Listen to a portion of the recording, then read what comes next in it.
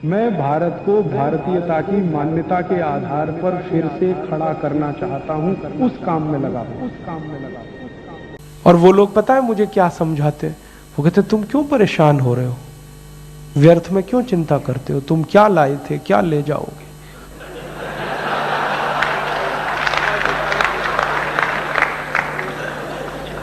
वो तो मुझे इतनी बड़ी फिलॉसफी समझाते हैं, जो हो रहा है अच्छा हो रहा है, आगे होगा और भी अच्छा होगा, तुम व्यर्थ क्यों चिंता करते हो, तुम क्या लाए थे क्या ले जाओगे, लगो ना लूटने में तुम भी।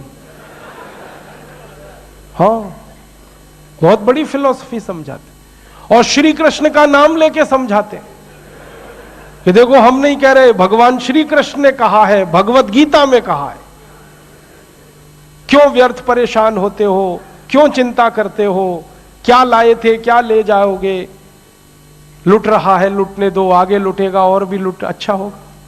तो ऐसी फिलॉसफी के मानने वाले बहुत पाखंडी लोग हैं इस देश में। कुछ सफेद कपड़ों में है, कुछ भगवे कपड़ों में। हाँ, बड़े बड़े लुटेरे हैं। मैं आपको विनम्रता पूर्वक कह रहा हूं, ये कठोर बात है। मैंने ऐसे ऐसे लोग देखे हैं भगवे कपड़ों में, जो एक एक शहर से 2-2 करोड़ 5-5 करोड़ 10-10 करोड़ लूट ले जाते हैं। कोई राम कथा कह के, कोई कृष्ण कथा कह के, कोई कथा कह के, कोई कथा कह के, और फिर उस पैसे को ब्याज पे चलाते हैं। ऐसे हरामी लोग मैंने देखे हैं मेरी आंखों से। ब्याज पे चलाते हैं उस पैसे, बाजार में उनका पैसा ब्याज पे घूमता है। आपसे वो पैसा इकट्ठा करते हैं, आरती उतारते हैं, आप उनके चरणों का पानी धो के पीते हैं और उनकी आरती की थाली में आप डालते हैं, वो करोड़ों रुपए लेके जाते हैं। राम की कथा कहते हैं, राम के वन गमन का वर्णन करते हैं और उनके दुखों का वर्णन करते हैं, और ऐसे दुख का वर्णन, ढल ढल ढल ढल आंसू बहते हैं उनके आंख से। मैंने देखा है, राम के दुखों का वर्णन करते हैं, राम को कितना कष्ट हुआ, कितना दुख हुआ, नंगे पांव चले, ऐसे हुआ वैसे हुआ, और उस वर्णन में आप भी रोते हैं वो भी रोते हैं। लेकिन ये सारा खेल एयर कंडीशनड मंच पे चलता है। राम के दुखों का वर्णन करने के लिए एयर कंडीशनड मंच लगता है, एयर कंडीशनड कार लगती है, एयर कंडीशनड घर लगता है, एयर कंडीशन चार्टेड फ्लाइट लगती है, तब राम के दुखों का वर्णन होता है।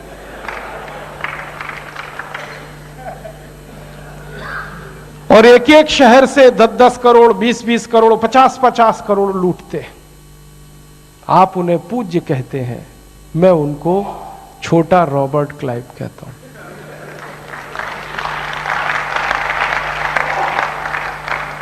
तो नेता ही नहीं लूट रहे हैं, अधिकारी भी नहीं लूट रहे हैं, और भी ऐसे लोग हैं, और लूट ही नहीं रहे हैं। मेरे जैसे लोगों को कह रहे हैं क्यों व्यर्थ चिंता करते थे, क्या लाए थे क्या ले जाओगे, तुम तो ये कंठी माला ले लो, राम राम राम राम राधे राधे राधे राधे, बस और कुछ नहीं।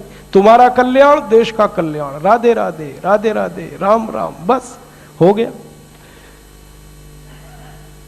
ऐसे लोग हमको निकम्मा बना रहे हैं, आलसी बना रहे हैं, प्रमादी बना रहे हैं, कमजोर बना रहे हैं, फैले हुए हैं पूरे देश में।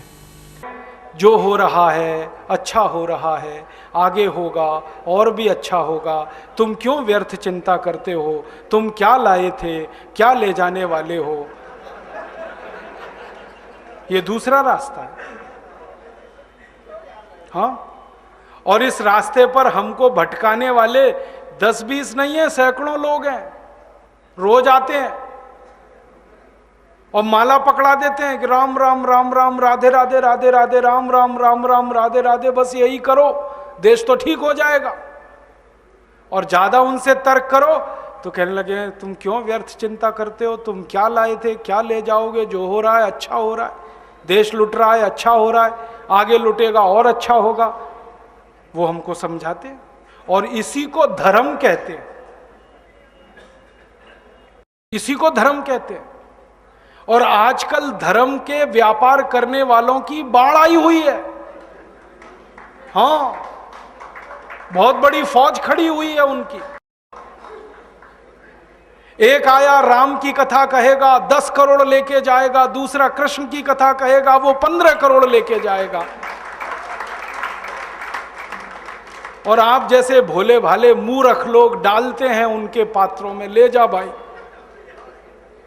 ये बापू नहीं है, डाकू हैं। बापू नाम तो शर्म आती है कहते हुए। कहीं से 10 करोड़ लूटो, कहीं से 20 करोड़, कहीं से 25 करोड़। और आप लोगों की मजबूरी है कि काले धन का करें क्या?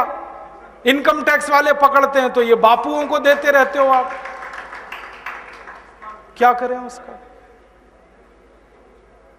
और ये बापू लोग हमें सिखाते रहते हैं जो हो रहा है अच्छा हो रहा है। वाह वाह, मैंने देखा है क्या क्या पाखंड और नौटंकी चलता है।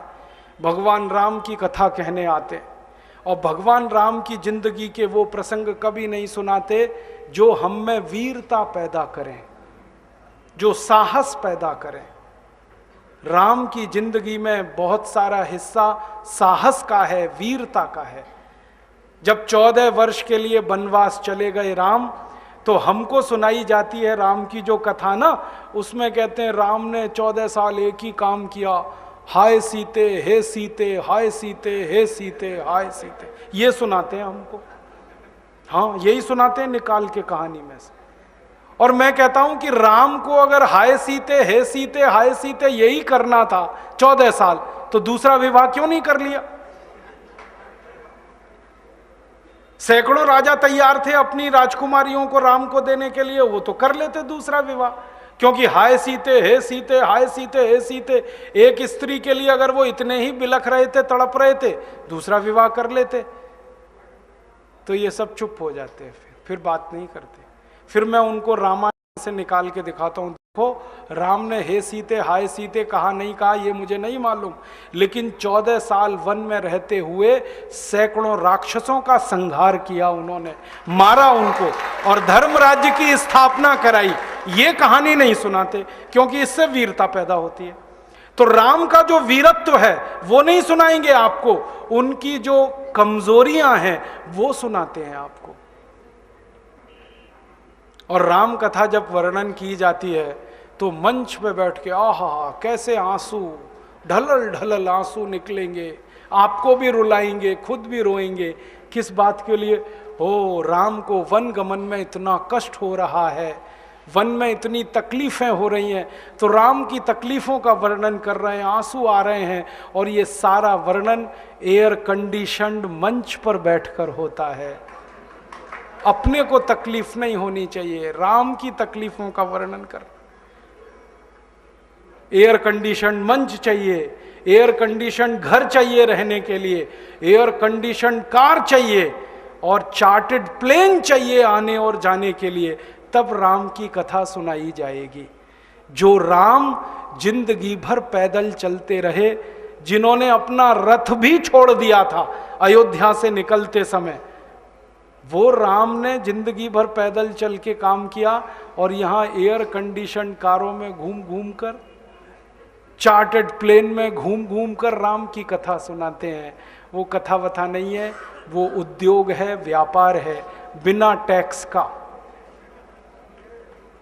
और मुझे बहुत शर्म है ये कहते हुए, समय आने पर प्रमाण से बात करूंगा कि राम कथा कहने वाले ब्लैक मनी को व्हाइट मनी करने के काम में लगे हुए एजेंट हैं और इससे ज्यादा कुछ नहीं है।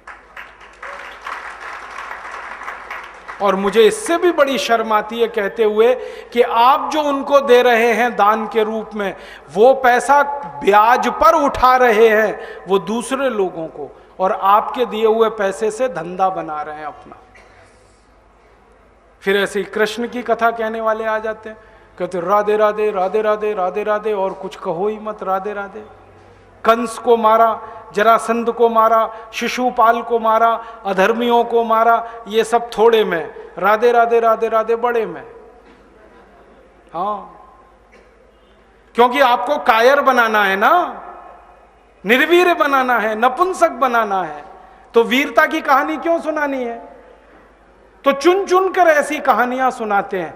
और मैं आपको बहुत गंभीर बात कह रहा हूं कि ये सारे हमारे देश में जो पाखंडी लोग हैं ना, राम और कृष्ण की कथा कहने वाले, ये सरकारों के साथ मिले हुए हैं, क्योंकि सरकारों ने इनको एक कान में मंत्र फूंका है, तुम लोगों का ध्यान इस तरफ भटकाते रहो ताकि कोई महंगाई के खिलाफ लड़े, गरीबी के खिलाफ न लड़े, बेरोजगारी के खिलाफ न लड़े, अत्याचार के खिलाफ न लड़े, वो डूबा रहे राधे राधे राधे राधे राम राम राम राम, बस इसी में। और समझाते रहो, तुम क्या लाए थे, तुम क्या ले जाओगे, क्यों व्यर्थ चिंता करते हो, जो हो रहा है अच्छा हो रहा है, आगे होगा और भी अच्छा होगा। एक रास्ता ये है। अब दो रास्ते हैं अपने सामने, एक रास्ता भगत सिंह का, ऊधम सिंह का, चंद्रशेखर का, एक रास्ता हमारे ये धर्म गुरुओं का, पाखंडियों का, जो राम की कथा, कृष्ण की कथा। मुझे बहुत ऑफर आए हैं, मैं आपको दिल का दर्द बता रहा हूं, सच में कह रहा हूं, आपसे नाम नहीं लेता। मुझे ऑफर आए कि तुम कहां बेकार भटक रहे हो, मेरे साथ आ जाओ। मैंने कहा बापूजी क्या होगा उसमें? तो कहने लगे जितना मिलता है वो डबल हो जाएगा। मैं बोलना कैसे? तो उन्होंने कहा तुम्हारी वाणी में बहुत जोर है और मेरे पास लोगों की भीड़ इकट्ठा करने का, मजमा लगाने का तरीका है। मैं ऐसा डमरू बजाता हूं कि सब इकट्ठे होते हैं, और तुम्हारी वाणी में जोर बहुत है, मिलके लूटेंगे, थोड़ा तुम्हारा थोड़ा मेरा। ऐसे खुले ऑफर हैं मेरे पास। और मैं कहता हूं बापूजी माफ करो। क्यों? कहते तुम्हें पैसे नहीं चाहिए? मैंने कहा पैसे ही चाहिए होते तो बहुत रास्ते हैं मेरे पास, यही एक बचा है। पैसे ही कमाने हैं तो बहुत रास्ते हैं, ये एक रास्ता थोड़ी है।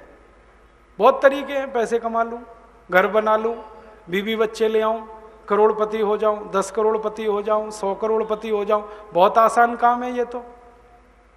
थोड़ी चालाकी हो तो सैकड़ों करोड़ बनाना बिल्कुल मुश्किल नहीं है इस देश में। फिर अंत में तो वही होगा ना, सैकड़ों करोड़ हो गए, एक दिन डायबिटीज होगी, एक दिन अर्थराइटिस होगा, एक दिन हार्ट अटैक आएगा, मैं मर नहीं वाला हूं। तो मरना तो है ही, वहां भी शायद जल्दी मरूं, क्योंकि जब शरीर में तामस वृत्ति आती है ना तो जल्दी मरता है आदमी। जब तक सात्विक रहता है तब तक थोड़ा दम रहता है, तो तामस वृत्ति आएगी, मरना मुझे वहां भी है। तो क्यों ना इस रास्ते पे चल के मरूं जहां सात्विक वृत्ति भी है, मरना है ये तो पक्का ही है, जिंदा तो कोई रहेगा नहीं।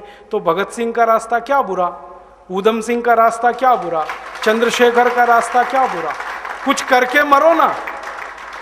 मरेंगे ये सब भी, साधु संत पाखंडी, राम की कथा सुनाते सुनाते हार्ट अटैक आएगा, मरेंगे वो भी। डायबिटीज सबको हो रखी है, मैंने देखा है नजदीक से जाके, सब इंसुलिन लगाते हैं, खाते हैं गोलियां, अपनी डायबिटीज नहीं मिटा पाते, दूसरों को उपदेश देते फिरते।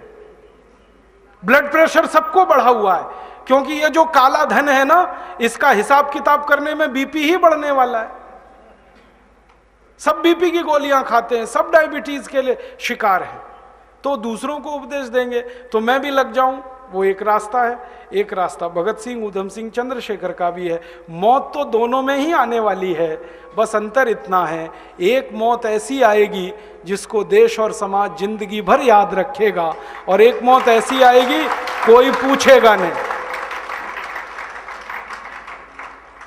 तो हमने तो चुन लिया है दूसरा रास्ता, भगत सिंह वाला, ऊधम सिंह वाला, और तय कर लिया है कि जैसे भगत सिंह, ऊधम सिंह, चंद्रशेखर ने गोरे अंग्रेजों को भगाया, वैसे ही हम आज के इन काले अंग्रेजों को मार भगाएंगे इस देश में से।